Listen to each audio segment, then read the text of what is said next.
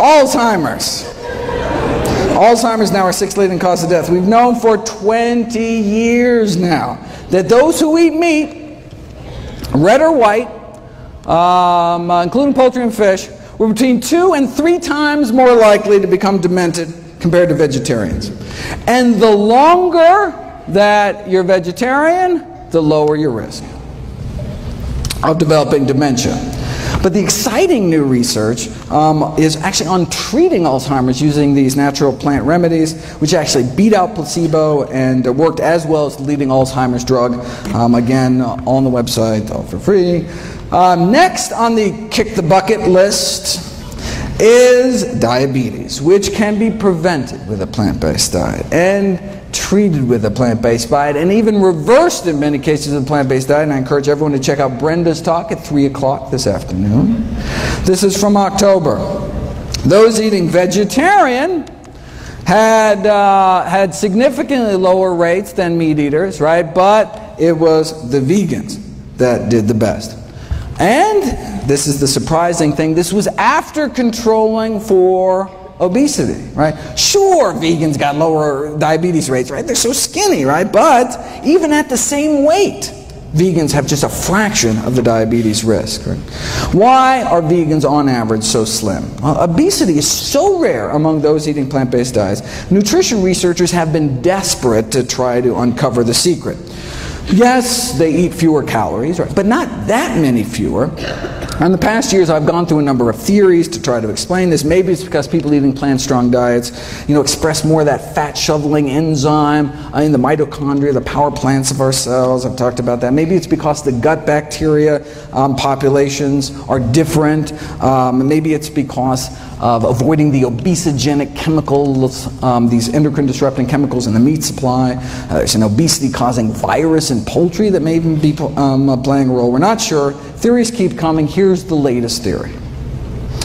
Maybe it's the propionate. Right? After all, what's one of the things that's only in plant foods? Fiber, right? Animals have bones to hold them up. Plants have fiber to hold them up, right? Now we say, I thought fiber was defined as our inability to digest it, right? Well, true, we can't break down fiber, but the gazillions of good bacteria in our guts can. And what do they make with it? They make propionate, which gets absorbed into our bloodstream. So technically we can digest fiber, but just not without a little help from our little friends. But what does propionate do? Well, it inhibits cholesterol synthesis. That's good. It also appears to have what's called a hypophagic effect, meaning it helps us eat less by apparently slowing the emptying of our stomachs, which makes us feel fuller longer. Propionate regulates food intake, or whether it's because it slows the generation of new fat cells, but it results in this overall anti-obesity effect. And we can actually boost the populations of these good bacteria in our guts without taking probiotics, just by eating vegetarian, right? Because we're feeding our little friends with fiber. Animal foods also tend to be calorically dense. For example, to walk off the calories found in a single pat of butter, you'd have to add an extra 700 yards to your evening stroll that day, right? Or a quarter-mile jog to each sardine we put in our mouth, right? And that's just the edible part. Right? And any who choose to eat 2 chicken legs better get out on their own 2 legs and go run an extra 3 miles that day to outrun weight gain. Right? And that's for steamed chicken, skin removed. Here's the latest. Meat consumption and prospective weight gain, right? We're talking hundreds of thousands of men and women studied across 10 countries with weight gain measured over a 5-year period. What did they find?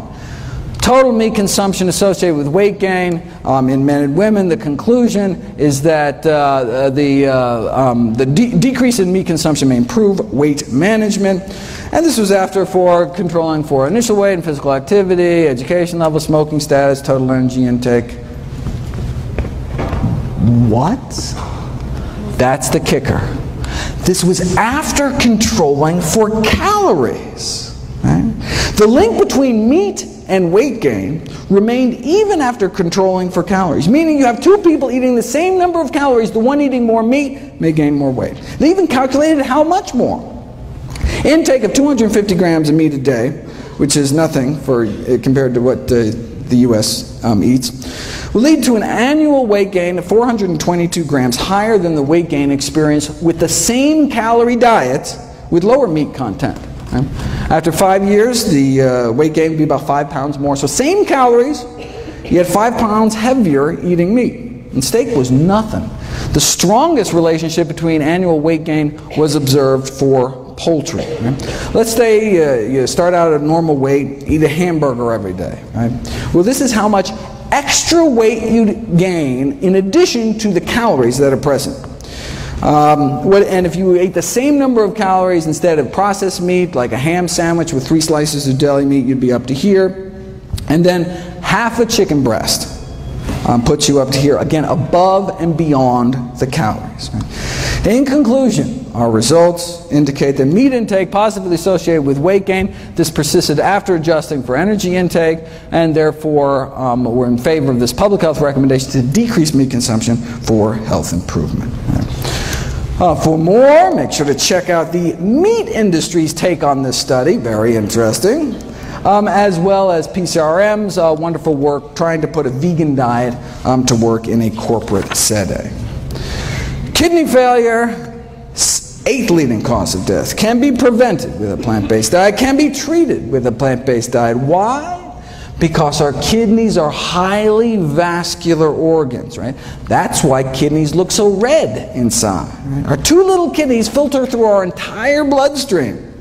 And so, if the standard American diet is so toxic to blood vessels in our heart, brain, and pelvis, leading to heart attack, stroke, sexual dysfunction, what might it be doing to our kidneys? Long story short, Harvard researchers found 3 significant risk factors for declining kidney function, meaning you start to lose protein out of your urine. Your body's not supposed to be peeing out its protein.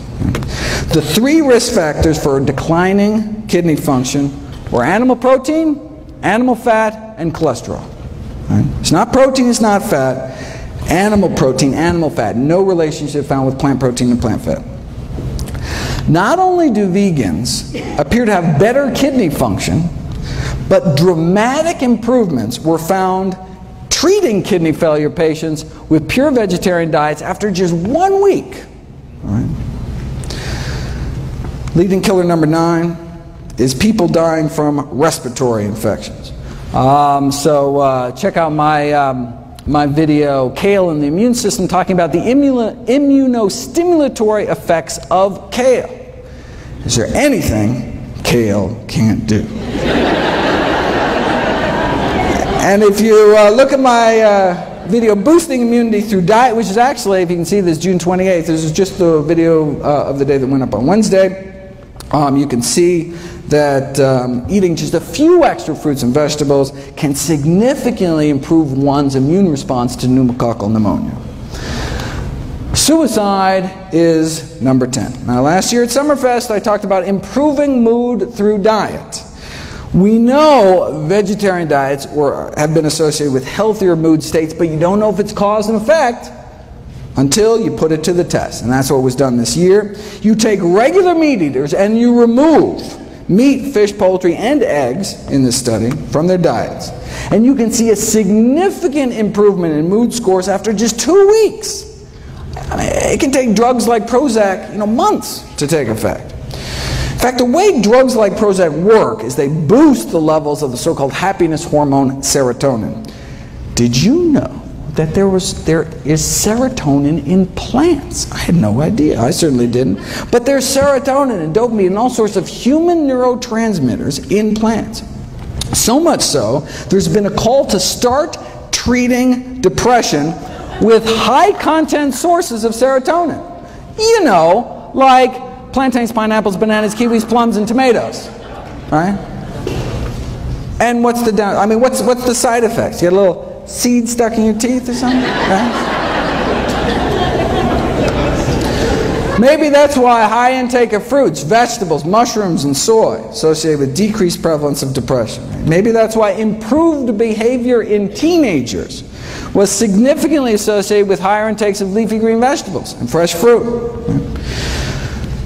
For more, keep an eye out for my videos on the wrong way to boost serotonin, which is by these tryptophan supplements, a better way to raise serotonin to fight things like premenstrual depression, and then the best way, as reported in this double-blind, placebo-controlled crossover study on the successful use of butternut squash seeds in the treatment of social anxiety disorder, for example.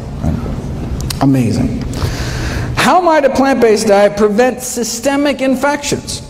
Well, meat-borne bacteria can directly invade one's bloodstream through the intestinal wall, or in women can creep up into their bladder. Just this month, June 2012, we have direct DNA fingerprinting proof, finally, right, that women eating meat are getting urinary tract infections from eating meat contaminated with fecal bacteria that then crawl up into their bladder.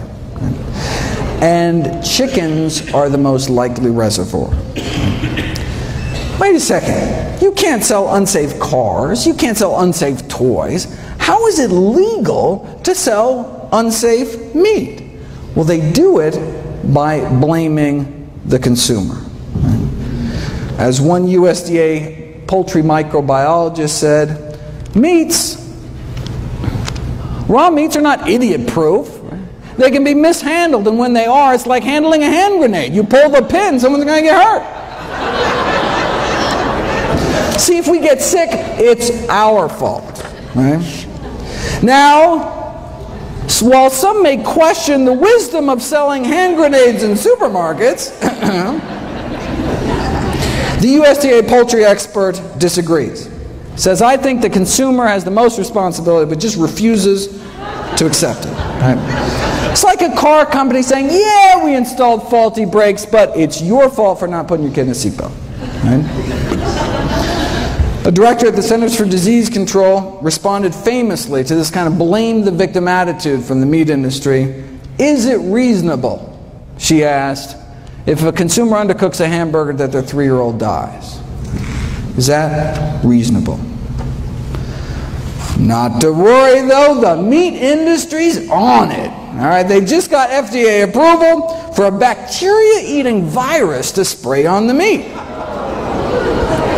Now, some have raised concerns about these so-called bacteriophages, such as the possibility that these viruses can spread toxin genes between bacteria, which wouldn't go good, especially given the difficulties in preventing large numbers of these viruses from being released into the environment from the slaughterhouses. All right. Now, it could also allow the meat industry to become more complacent about food safety, right? If they know they can just kind of spray some viruses on at the end, right? Similar to the quick fix argument about irradiation. From the industry point of view, right, who cares if there's fecal matter in the meats, as long as you can just blast it at the end with enough radiation, right? Now, the meat industry is concerned that consumer acceptance of these bacteria-eating viruses may present somewhat of a challenge to the food industry. Not that they'd ever be labeled, of course. But if they think that's going to be a challenge, check out their other bright idea. The effects of extracted housefly pupae on chilled pork preservation. This is a sciencey way of saying they want to smear a maggot mixture on the meats. Now, it's a low-cost, simple method. Think about it. Maggots thrive on rotting meat, yet there have been no reports of maggots having any serious diseases. Not that anyone's really checked, but, I mean, right? Indicating that they have a strong immune system, right? They must be packed with some kind of antibacterial properties, otherwise they die themselves eating rotting meat. All right. So, they took maggots that were 3 days old, washed them, dried them, kind of toweled them off, put them in a tissue blender, kind of a little Vitamix action there, and then voila, safer meat.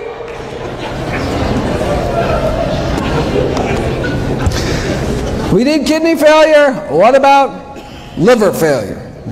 We've known for 35 years, since now you can't even see this, 1977, that a vegetable protein diet can be used to treat liver failure, significantly reducing the toxins that otherwise would build up eating meat with a less than functional liver, right? Imagine eating meat without a fully functioning liver to detoxify your blood. Right? I do have to admit, though, that some people living on plant-based diets have worsening liver function. They're called alcoholics. In fact, strictly plant-based, right? Living on potatoes and corn and barley and grapes. Still, however, not doing so hot. It's unclear. High blood pressure is up next, so-called essential hypertension, essentially only found in those who eat meat. Again, look at this. We've known for decades, it's 1974 out of Hopkins, right? We've known that consumption of foods of animal origin highly significantly associated with blood pressure even after, again, the weight effects are removed, right? Fast forward 39 years to 2012, and compared to non-vegetarians, compared to meat eaters, as you get more and more plant-based, right? So meat eater to flexitarian, to just eating fish, to lacto-vegetarian, to vegan, looks what happens to hypertension, high blood pressure, right? There is this progressive reduction in risk to just a tiny fraction. See the same thing in diabetes. Here's diabetes, right? Again, the stepwise reduction of risk as one eliminates animal products on down, right? And same thing with body mass index, right? As you can see, obesity rates get lower and lower. In fact, vegans are actually the only population, on average, that was not overweight. Even the vegetarians were overweight. All right. Diabetes, hypertension, leading causes of death. Is it going to take the medical profession another 39 years before we actually do something about it? How long does it take, being vegan, to bring blood pressures down? 12 days, right? McDougall took 500 meat eaters, put them on a vegan diet over a span of 11 days. Dropped their blood pressure 6%, about double that drop in those that were hypertensive to begin with. 14th leading killer, Parkinson's disease. Does a vegan diet reduce risk for Parkinson's disease? Good question. Well, we know that every single prospective study ever done on dairy products, milk consumption, and the risk of Parkinson's disease found increased risk of Parkinson's. Why? Well, one possibility is that dairy products in the United States are contaminated with neurotoxic chemicals. There's substantial evidence suggesting that exposure to pesticides may increase Parkinson's disease risk, and these autopsy studies have found that the levels of these pollutants and pesticides in the brains of elevated levels in the brains of Parkinson's disease patients, and some of these toxins are present at low levels in dairy products. And they're talking about toxins like tetrahydroisoquinoline, which is a Parkinsonism-related compound found particularly in cheese. Now, although the amounts of this neurotoxin, even in cheese, are not very high, the concern is that they may accumulate. These neurotoxins may accumulate in the brain over long periods of consumption. And finally, aspiration pneumonia, which is caused by swallowing problems due to Parkinson's or having a stroke or Alzheimer's, all of which we've already covered. All right, so where does that leave us? These are the top 15 causes of death, the top 15 reasons Americans die. And a plant-based diet can help prevent nearly all of them, can help treat more than half of them, and in some cases even reverse the progression of disease, including our top 3 killers. Now, there are drugs that can help too, right? You can take one drug to treat cholesterol every day for the rest of your life, another drug for blood sugars, a few more pills for your blood pressure. Right? The same diet, though, does it all, right? It's not like, one diet for this and then a different diet for this, right? One diet to rule them all. And what about drug side effects? Right? I'm not talking about a little rash or something. prescription drugs kill more than 100,000 Americans every year. And I'm not talking about medication errors, not abuse, not overdose. We're talking, this is just deaths from side effects, so-called ADRs, adverse drug reactions to prescription drugs. Wait a second, 100,000 deaths a year? That means, let's go down the list. Whoa, that means that the 6th leading cause of death in the United States is doctors. The 6th leading cause of death is me.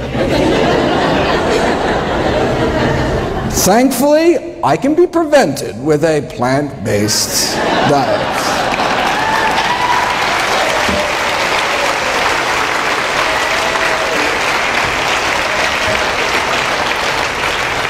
Seriously though, compared to 15,000 American vegetarians, meat eaters had about twice the odds of being on aspirin, sleeping pills, tranquilizers, antacids, painkillers, blood pressure medications, laxatives, and insulin. Right? So plant-based diets are great for people that don't like taking drugs, don't like paying for drugs, and of course don't like risking adverse effects. Right?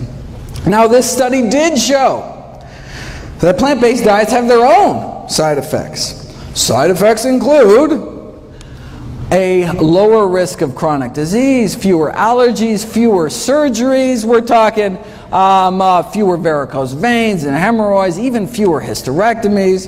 And we're not talking just the big killers, right? Not just less heart disease, cancer. This is the longest study on vegetarians in human history. Not just less heart disease and stroke and high blood pressure and diabetes, but less diverticulosis, less, if you can read this, less diseases overall. Right? That's the side effects of a plant-based diet, less disease overall.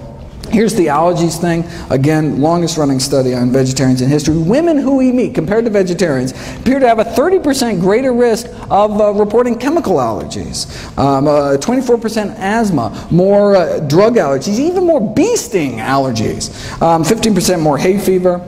A new side effect of plant-based diets we just learned about last year, fewer cataracts. Right? That's what we get, fewer cataracts, the leading cause of blindness and vision loss.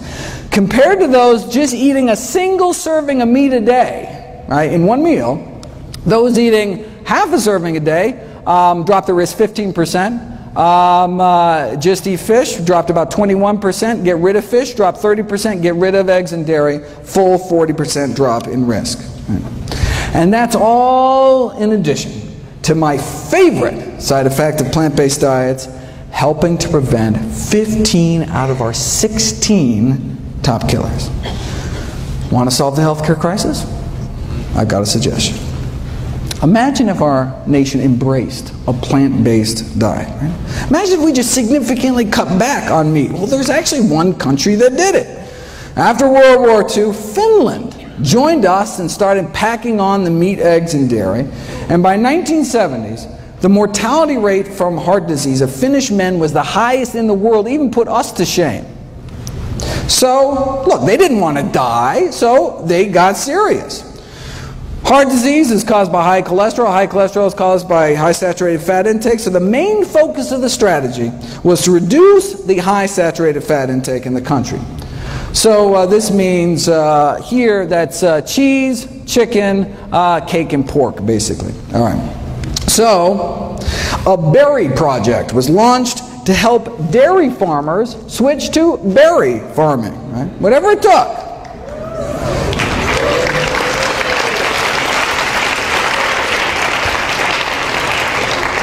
And indeed, many farmers did switch from dairies to berries. They pitted villages against each other in these friendly cholesterol-lowering competitions to see who could do the best. All right, so how'd they do? All right, look, on a population scale, even if mortality rates drop, 5%, I mean, that could save thousands of lives, right? But remarkably great changes took place. An 80% drop in cardiac mortality across the entire country. 80% drop in heart disease deaths. With such greatly reduced the rates of cardiovascular and cancer mortality, the all-cause mortality was basically almost cut in half, leading to 7 more years, men living 7 more years, 6 more years for women. Right? And look, this is just cutting down on animal products. Now vying for the world record for heart disease deaths, of course, the United States of America. So why doesn't our government make these same recommendations? Well, you know, I've got this whole series of videos on the conflicts of interest within the U.S. dietary guidelines committees. They're the ones that make the recommendations, right? And indeed, whether they're funded by candy bar corporations or the Sugar Association, right? Or a member of McDonald's Council on Healthy Lifestyles, serving on Coca-Cola's Beverage Institute for Health and Wellness. And notice, we only know about this thanks to a PCRM lawsuit against the USDA. Very impressive. Very good.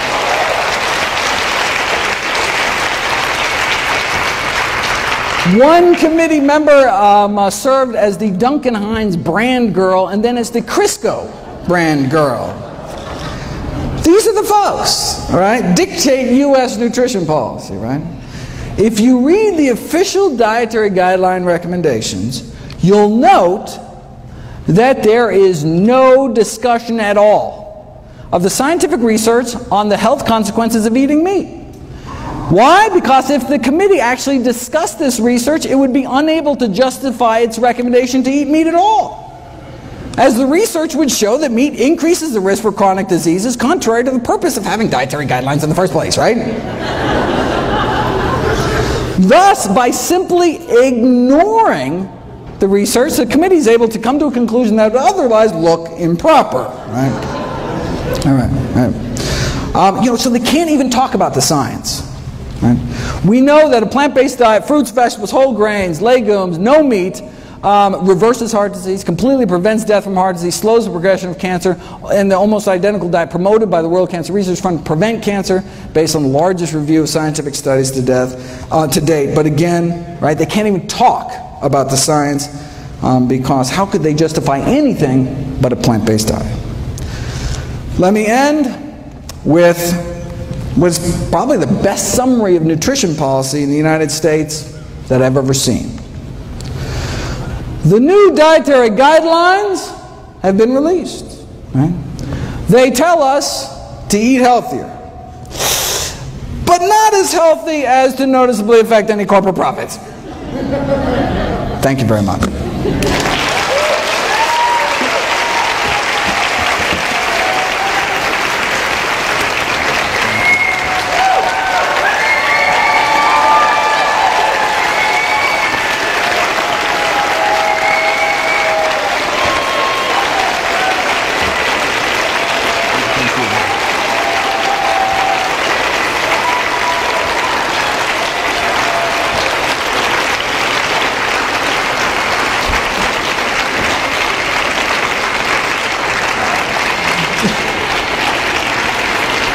Don't forget to check out my new video every day. Please share the site with friends and family. Buy them all DVDs, all proceeds to charity. And remember, please feel free to stop by for a free cholesterol check. See everybody there. Thank you, Doctor.